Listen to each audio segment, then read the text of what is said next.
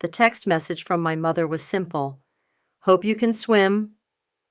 I stared at those 4 words on my phone screen, standing alone on the dock of a remote Caribbean island while the massive white cruise ship, the one carrying my entire family, grew smaller on the horizon.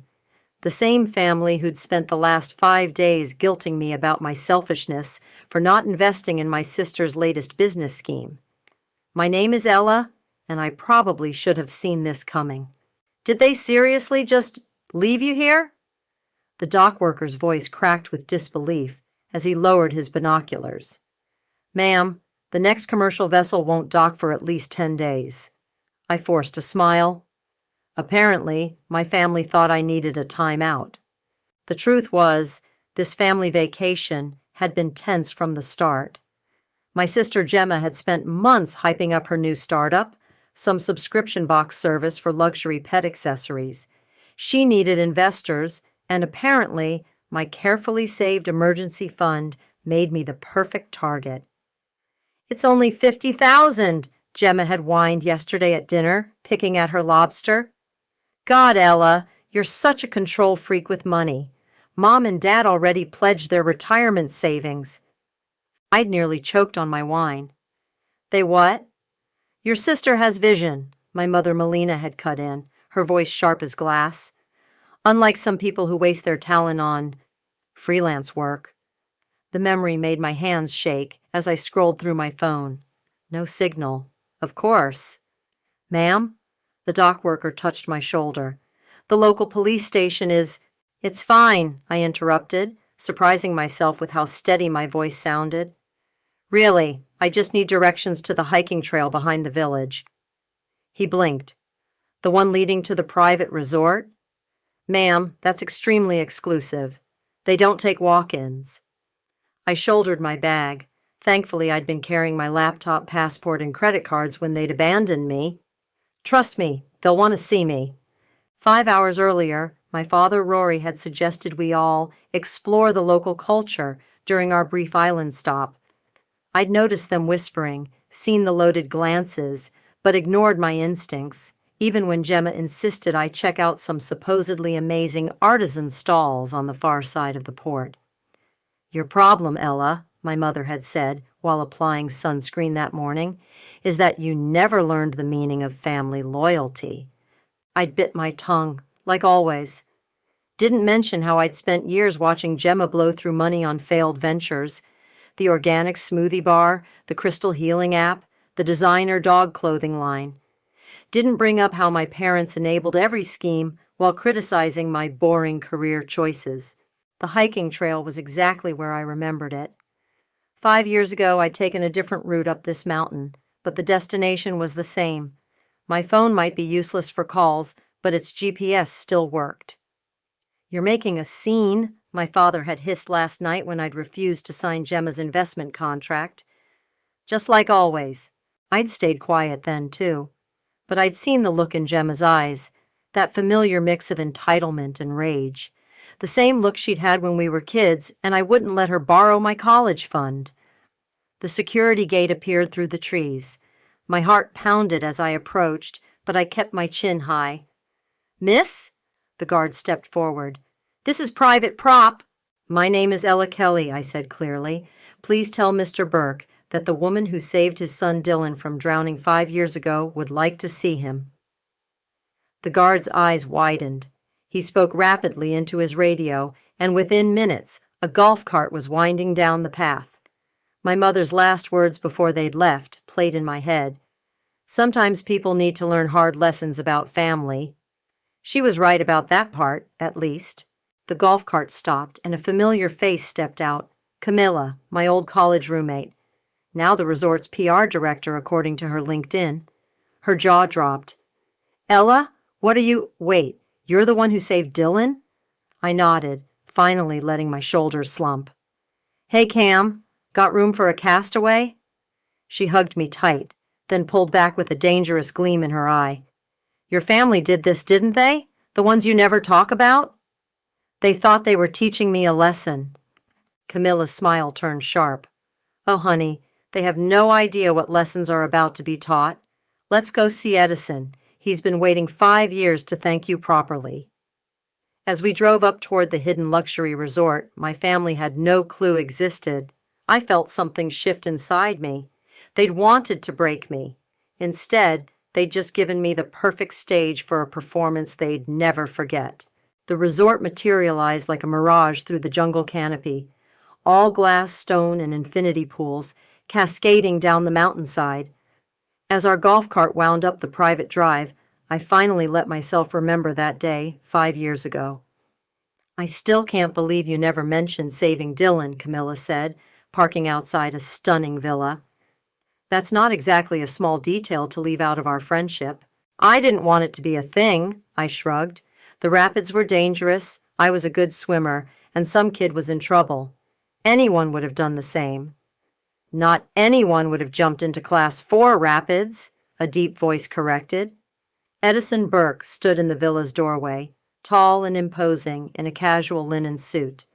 His eyes were kind, though, just like I remembered from that brief encounter years ago when he'd thanked me through tears while paramedics checked his son. "Mr. Burke," I started, but he cut me off with a wave. "Edison, please, and you're staying in my personal guest villa until we sort this out."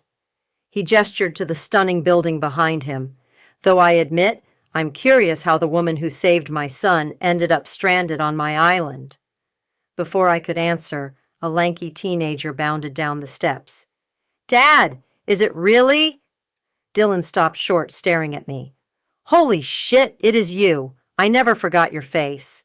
"Language," Edison chided, but he was smiling. Though I agree with the sentiment. I felt my composure crack slightly. "I appreciate this, but I don't want to impose." "Impose?" Dylan laughed.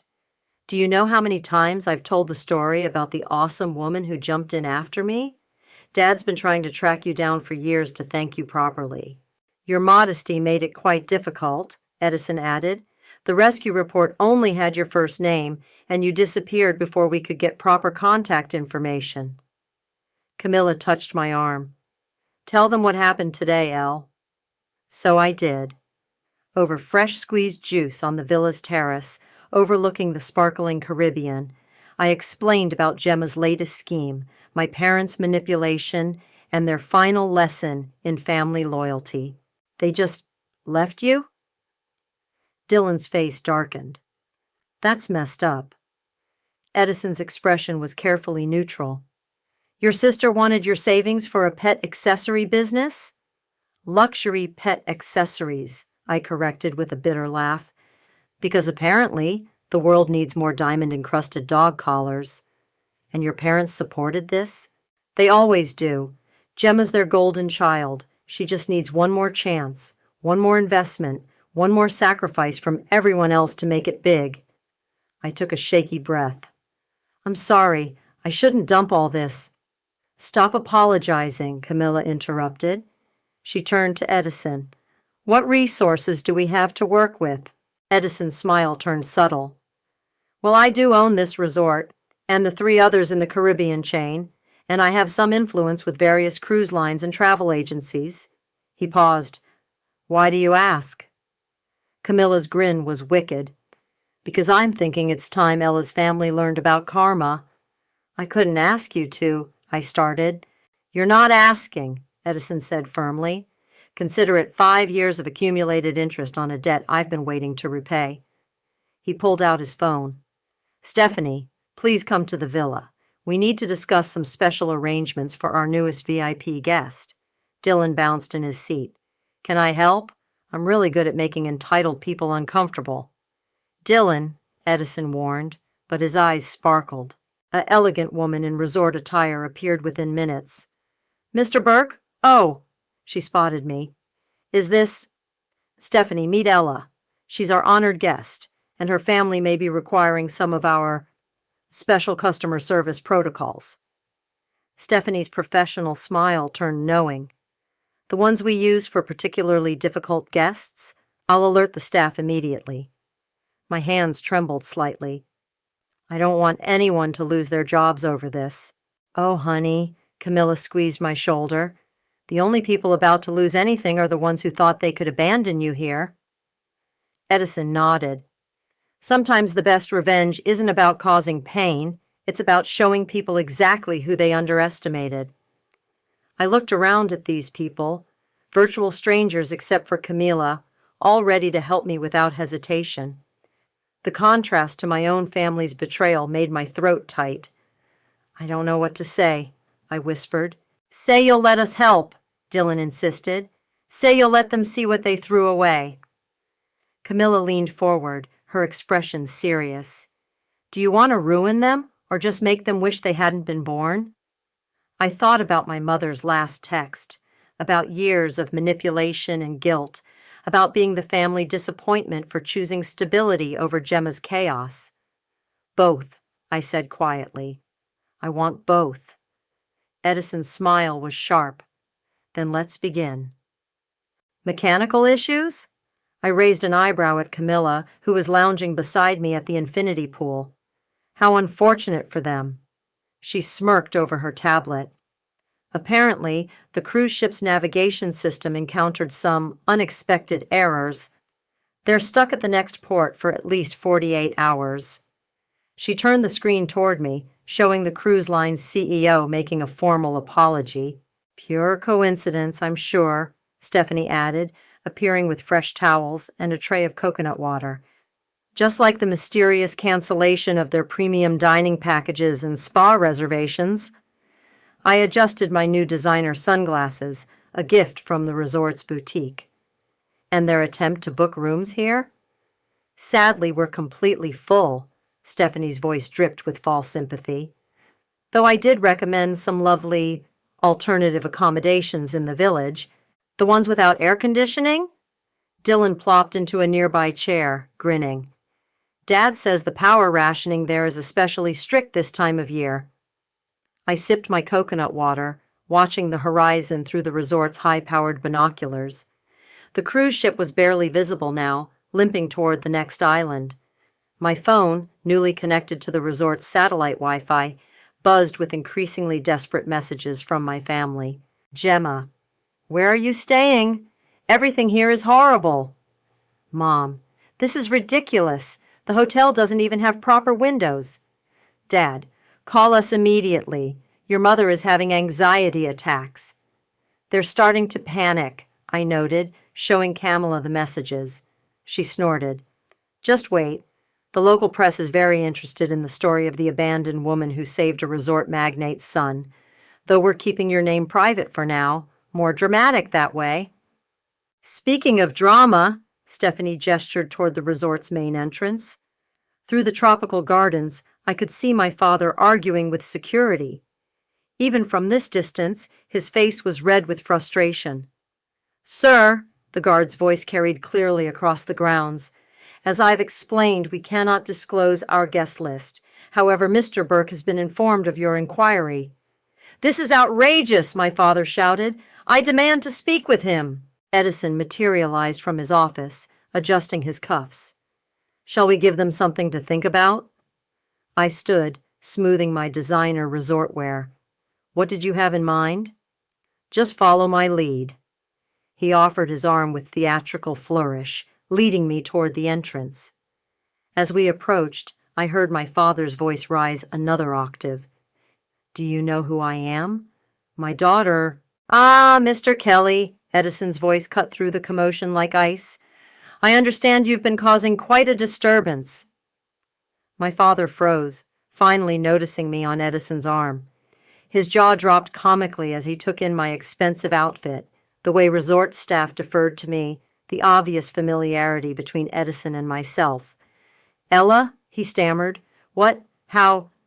Is everything all right, Edison?" I asked sweetly, watching my father flinch at my use of the resort owner's first name. "Nothing to concern yourself with, my dear," Edison replied smoothly. "Just a rather aggressive visitor who seems to have forgotten basic courtesy." My father's face fluctuated between red and white. "Ella, what is going on? Your mother is beside herself." "Oh?" I raised an eyebrow. "I thought you all wanted me to learn about consequences. I'm learning so much." I turned to Edison. "Shall we head to lunch? I believe the chef prepared something special today. Of course, though. Edison paused as if considering. Perhaps we should extend an invitation to your family. Tomorrow at noon? It might be educational for everyone involved. I pretended to think it over. That sounds perfect. Stephanie, could you please ensure my family receives a formal invitation?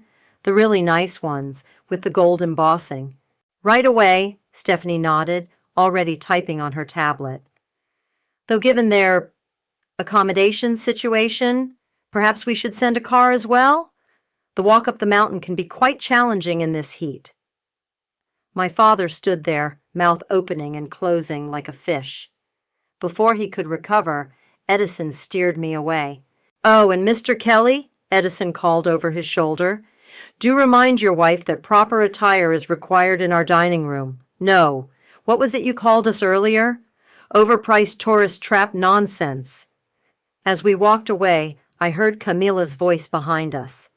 Sir, the exit is that way, unless you'd like security to assist you. Later, watching the sunset from my private terrace, I received one final message from my mother. We'll be there tomorrow. This behavior is completely unlike you, Ella. We need to talk about your attitude. I showed the message to Dylan, who'd brought me evening tea. They still think they're in control, he observed. I smiled, thinking of the press package Camilla was preparing and the photos Edison's team had collected of my family's various public tantrums today. Let them think that, I said softly, for about 12 more hours. The resort's luxury car pulled up to my family's hotel, a generous term for the dilapidated building with its buzzing fluorescent sign and peeling paint. Through the tinted windows, I watched Gemma emerge first, squinting in the Caribbean sun. Her designer dress was wrinkled, her hair frizzy from the humidity. Behind her, my mother clutched her expensive handbag like a shield, while my father tugged at his collar. Remember, Camilla whispered beside me, let them see exactly what they threw away. The driver opened their door. Gemma's eyes widened as she recognized the resort's logo on the vehicle. Ella? She called out uncertainly. I didn't respond, letting them stew as they climbed in. The silence during the drive was delicious. I could feel their stares, taking in my perfectly styled hair, the casual way I wore clothes worth more than their entire wardrobes. Camilla tapped away on her tablet, pointedly ignoring them. So, my mother finally broke first, her voice sickly sweet. You've made some interesting friends. I glanced up from my phone. Oh, you mean Edison? Yes, saving his son's life did create quite a bond. Saving his, my father started. We're here, the driver announced, pulling up to the resort's grand entrance. Staff lined the steps, all smiling at me while pointedly not acknowledging my family. Miss Ella, the maître d'hôtel bowed slightly. Your usual table is ready. Though, he eyed my family with barely concealed disdain. We've adjusted the setting to accommodate your guests. My mother's face tightened at his tone. She'd always prided herself on being the sophisticated one, the one who belonged in luxury settings. Now she was being treated like an unwanted intruder. Thanks, Marcus, I smiled warmly. Could you have someone bring my family some water?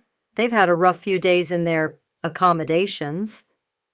We were seated at the best table on the terrace, overlooking both the ocean and the shabby town below where they'd been staying. A photographer discreetly captured photos. For the resort's social media, Camilla had explained with a wink. Ella, Gemma leaned forward, her voice trembling. We need to talk about how you left me stranded on an island? I took a sip of champagne. Or about how you thought I'd be desperate enough to come crawling back. We were trying to help you, my mother hissed. You've always been so cold, so unwilling to support your sister. Like when she needed bail money for fraud charges? I asked pleasantly. Or when her crystal healing app investors sued her? Those kinds of support? My father's face reddened. Now listen here. No, you listen. My voice stayed calm, but every head at nearby tables turned. Did you know Edison's been trying to thank me properly for 5 years, for jumping into rapids to save his teenage son while everyone else just watched? But I never wanted recognition or rewards. I smiled. Funny how life works out, though, isn't it? Miss Ella? Stephanie appeared. I hate to interrupt, but there's a small situation with your family's hotel booking. Oh? I raised an eyebrow. It seems their credit card was declined, and given the rumors circulating about their behavior... She let the sentence hang. My mother's face went pale. What rumors? Camilla slid her tablet across the table. On it was a local news site with the headline, Wealthy Family Abandons, Daughter on Island. You won't believe what happened next. The story's going viral, Camilla said cheerfully. Especially the part about how the abandoned daughter turned out to be a secret hero who'd saved a prominent businessman's son. People love that twist. You can't, my father sputtered. Can't what? I asked. Share the truth? Oh, and Gemma? Those investors you've been courting for your pet accessories, they've been quite interested in your history of creative business practices. Gemma's face crumpled. You're ruining everything. No, I corrected gently. I'm just letting everything you've done speak for itself. Now, shall we order? I recommend the lobster. It's much better than what they served on the cruise ship.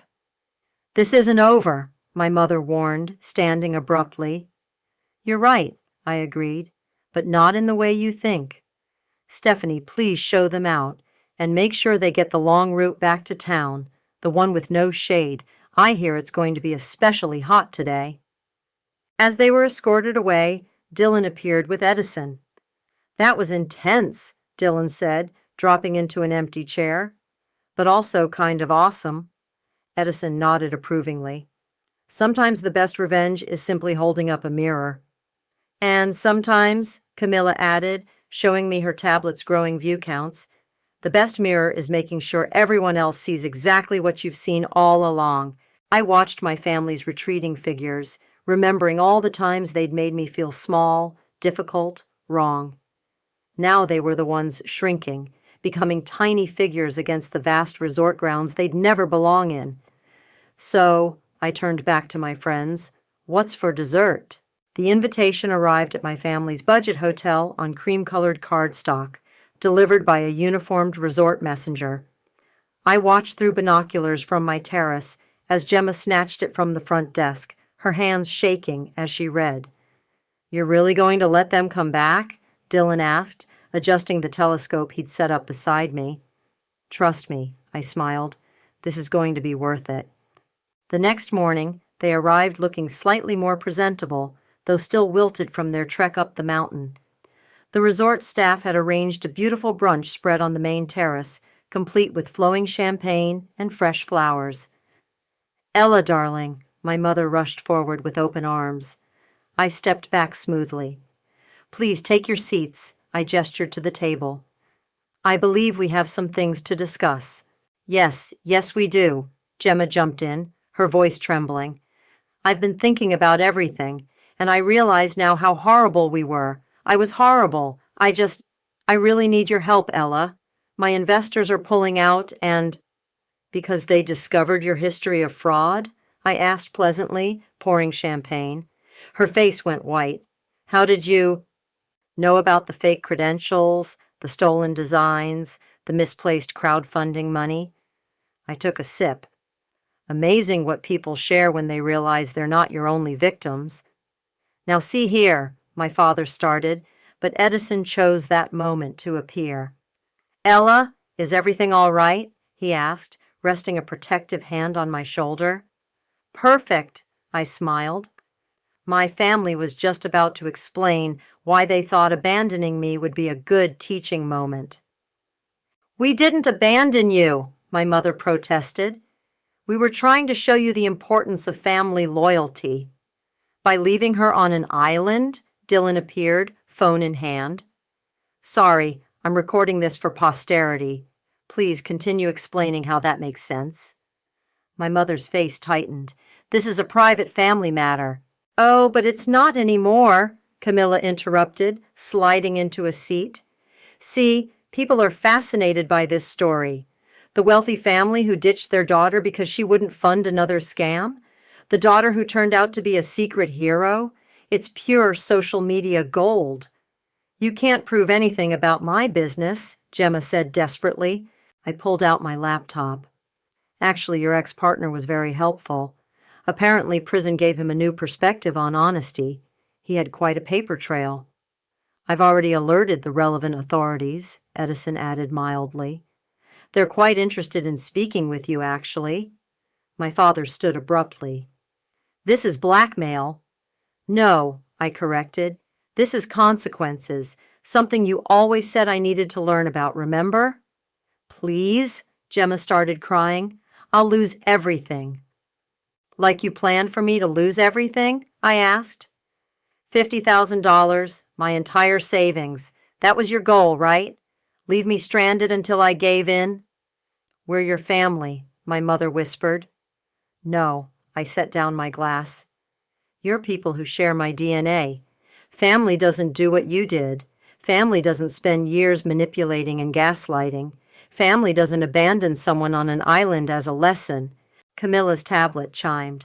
Oh, look, the story just got picked up by national news. Should I have them include the part about the fraudulent investment scheme?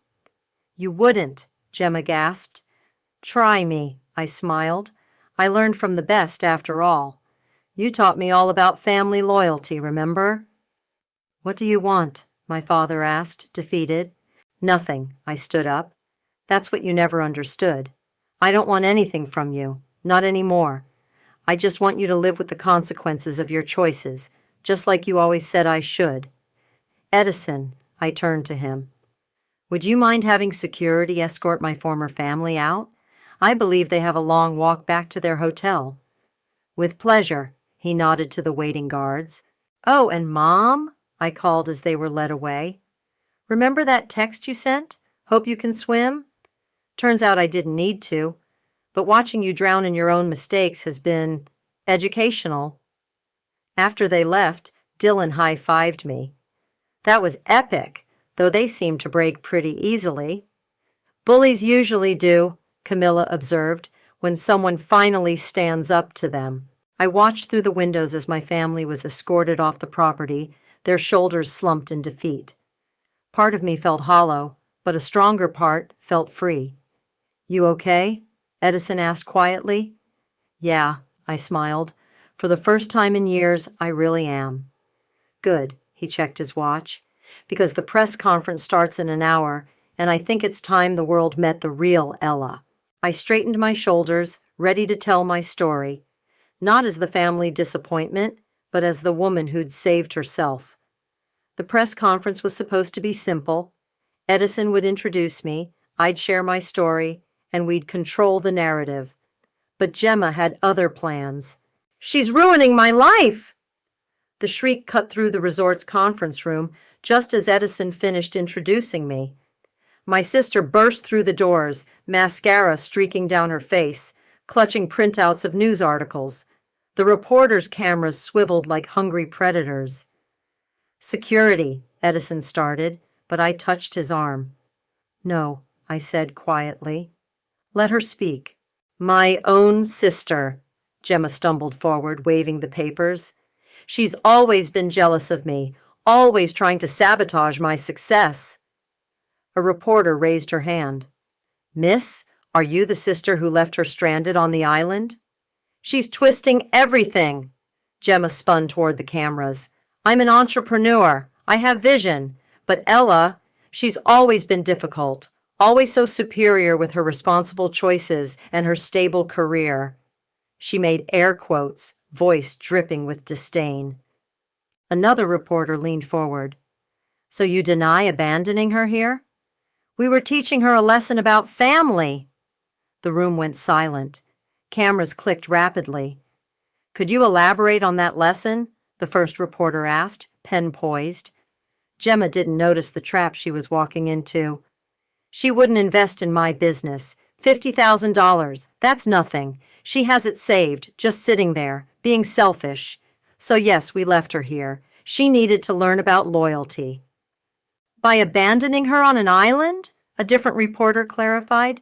Stop saying abandoned, Gemma stamped her foot. We were coming back, eventually, once she learned.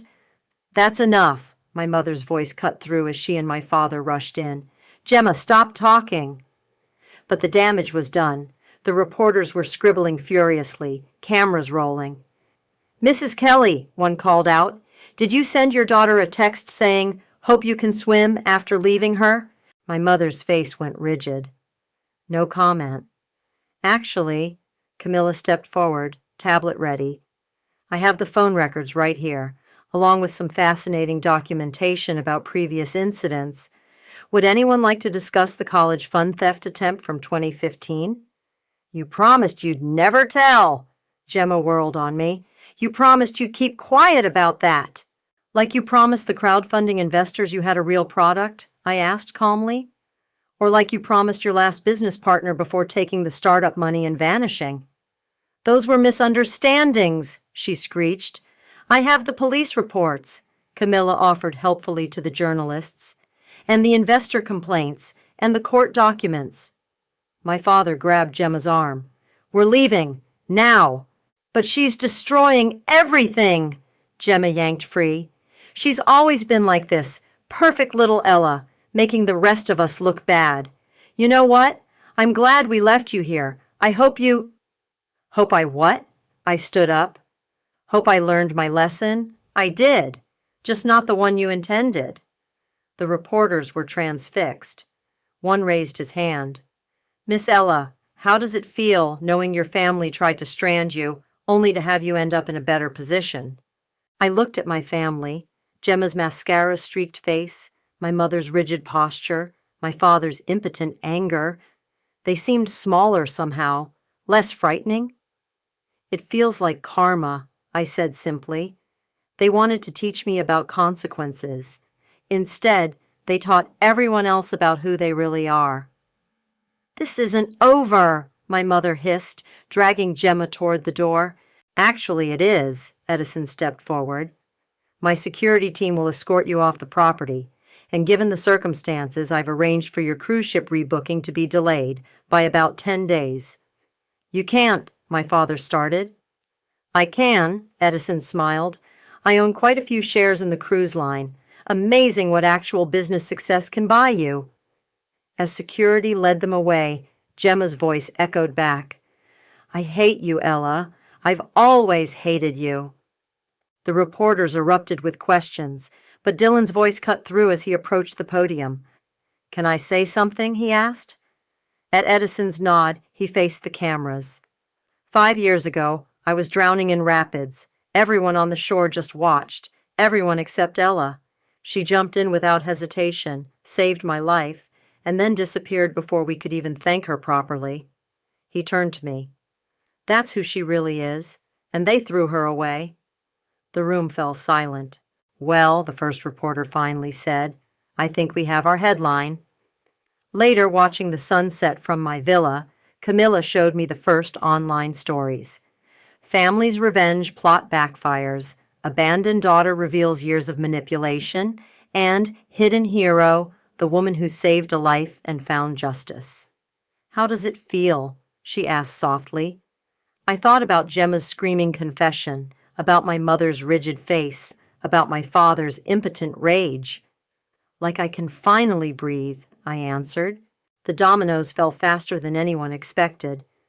3 days after the press conference, Camilla burst into my villa waving her tablet. You need to see this, she said, pulling up a video. It was Gemma's biggest investor, a tech mogul, giving a statement. In light of recent revelations, we are withdrawing all support from the project. Furthermore, we're cooperating with authorities regarding potentially fraudulent representations made during investment meetings. I scrolled through more headlines. Serial entrepreneur or serial scammer. Investigation reveals pattern of fraud, and Family's Island abandonment scheme leads to criminal investigation. There's more. Camilla swiped to another article. Your father's company is accepting his resignation after the PR nightmare. Apparently, abandoning your daughter on an island doesn't align with their family-friendly corporate values. A knock at the door interrupted us. Stephanie entered, looking unusually pleased. "Your mother has been removed from the country club board," she announced. "Unanimous vote. They're also canceling her charity gala chairmanship." "How do you know all this?" I asked. "Small world," she smiled. "My sister manages events there. She said your mother tried to spin the story as a family misunderstanding, but the security footage I sent them of her screaming at our staff didn't help her case." My phone buzzed. Another text from Gemma. "They're freezing my accounts. Mom and Dad can't help because their retirement fund is gone. This is all your fault. I hope you're happy." "Are you?" Dylan's voice came from the terrace. He'd been swimming in my private pool. "Happy, I mean?" I considered the question. "I'm peaceful." "Good." Edison appeared in the doorway. "Because there's one more thing you need to see." He led us down to the dock. The cruise ship that had abandoned me was returning to port, but this time I watched from a position of power, not powerlessness. "Your family's attempting to board," Edison explained, "but there seems to be some confusion with their tickets."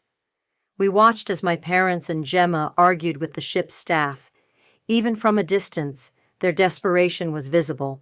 "I'm sorry," the cruise director's voice carried clearly, "but we have strict policies about passengers who've been involved in criminal incidents. Perhaps you could try the ferry?" "The ferry?" My mother's shriek echoed across the water. "Do you know who we are?" "Yes," the director replied coldly. "We've seen the news." Camilla filmed quietly on her phone as they were escorted away from the ship. "This'll make a great follow-up story. Karma comes full circle, family stranded after failed revenge plot." "Don't," I said softly. "They've lost enough." "You're kinder than they deserve," Edison observed. "No," I corrected. "I'm exactly who I've always been. They just never saw it." As if on cue, my father spotted us watching. He nudged my mother and Gemma. They stared up at us, me in my designer resort wear, surrounded by powerful people who actually cared about me, standing literally and figuratively above them. "Should we?" Stephanie gestured to the security team. "No need," I smiled. "They can't reach me anymore. Not up here." Dylan cannonballed into the ocean below, splashing nearby tourists who laughed and joined in. The joy and lightness of the scene contrasted perfectly with my family's defeated postures. "Miss Ella," a resort staff member approached. "The youth swimming program directors would like to know if you're still planning to give a water safety demonstration tomorrow." "Wouldn't miss it," I replied, watching my family drag their designer luggage toward the ferry terminal. "You know," Edison said thoughtfully, "we could use someone with your instincts and integrity full-time. The resort's community outreach program needs a director." "Are you offering me a job?" "I'm offering you a future, one you've earned through your own actions, not family obligations." I looked around, at Camilla's proud smile, Dylan's playful splashing, Stephanie's efficient competence, and Edison's quiet strength. Then I looked down at my family, growing smaller as they walked away. They thought leaving me here would break me, I mused. Instead, it brought me home. "Speaking of home," Camilla grinned, "wait until you see the beachfront villa Edison's adding to your job package." "I haven't said yes yet." "But you will," Dylan called from the water, "because you belong here." As my family disappeared from view, I felt the last weight lift from my shoulders. They'd tried to teach me about family loyalty, but I'd learned something far more valuable. Sometimes the family you choose is better than the family you're born into. "So," Edison raised an eyebrow, "shall I have HR draw up the paperwork?" I smiled, watching the sunset paint the ocean gold. "Yes, I think I'll stay right here." "Good," Camilla hugged me, "because we weren't letting you leave anyway." For the first time in my life, I felt truly, completely free. The last ferry horn echoed across the water as I stood on my villa's terrace, watching my family board with their reduced luggage, most of their designer bags sold to pay for basic tickets. They didn't look up at the resort anymore. They'd stopped trying days ago. Final paperwork's done, Camilla announced, joining me with 2 glasses of champagne. The last investor lawsuit against Gemma just got filed. Your parents' retirement fund is officially gone, all lost to her brilliant business ideas. How are you feeling about that? Dylan asked, sprawled on a lounger nearby. I considered the question carefully. Honestly, nothing. And that's the strangest part. Because you're free, Edison said, appearing with Stephanie. True freedom isn't about revenge, it's about indifference. The ferry's horn blew again. As it pulled away from the dock, I raised my glass. To lessons learned. Though not the ones they intended, Stephanie added with a smile. My phone buzzed one last time, a final message from my mother. You've destroyed this family. No, I typed back, then showed the others my response. You did that long ago. I just stopped playing along. I blocked their numbers before any replies could come through. Ready for your first official day? Edison asked, gesturing to the resort's main building where my new office waited. Almost, I said. There's something I need to do first. An hour later, I stood at the exact spot where they'd left me that first day. The market stalls were still there, local artisans selling their wares. I approached the same vendor I'd been browsing when the cruise ship departed. I remember you, Akti, she said warmly. The girl they left behind. Look how well you landed. I bought the bracelet I'd been looking at that day, a simple hand-woven design that represented new beginnings. As I fastened it around my wrist, Dylan joined me. Dad told me what really happened that day in the rapids, he said quietly. How close I came to dying, how everyone else just watched, but you jumped in without hesitation. Anyone would have— No, he cut me off. They wouldn't. Just like anyone wouldn't have handled this past week the way you did. You could have destroyed them completely. Instead, you just let them face reality. Reality is usually punishment enough, I smiled. Miss Ella! A group of local kids ran up, wearing the resort's swim program t-shirts. Are we still having lessons today? Wouldn't miss it, I assured them. Meet you at the pool in 20 minutes? As they ran off excited, Camilla approached with her tablet. The story's gone international. People are calling it the ultimate karma tale. Everyone wants interviews. No interviews, I shook my head. Let's focus on what matters. The swim program, the community outreach, the future. Speaking of future, Edison joined us. The contractor finished your office. Corner view of the ocean, just as promised. We walked back toward the resort together. My chosen family now. The one I'd built through actions rather than blood. You know what I realized? I said as we climbed the steps. They thought leaving me here would make me desperate, make me swim back to them, but I never needed to swim anywhere, because you were already exactly where you needed to be, Stephanie finished, holding open the door. My new office was perfect, windows overlooking both the ocean and the mountains, filled with light and possibility. On the desk sat a framed photo from the youth program's first swimming lesson, kids beaming as they learned to stay afloat. Ready to start? Edison asked. I touched the hand-woven bracelet, thinking about journeys and endings and beginnings, about how sometimes the worst things people do to us lead us exactly where we're meant to be. Actually, I smiled, I already have. Through the window, I could just barely see the ferry disappearing over the horizon, carrying away the last remnants of my old life. But I wasn't watching it go. Instead, I was watching the kids gather for their swim lesson, eager to learn how to stay afloat in deep water. Funny thing about swimming, I said to no one in particular. The hardest part isn't staying above water. It's trusting that you can. Dylan grinned. Good thing you've got that part figured out. I looked around at my new family, the one I'd chosen, the one that chose me back, at the life I'd built from their attempt to break me. Yeah, I agreed, picking up my new office keys. I really do. They hadn't just failed to drown me. They'd taught me I could fly.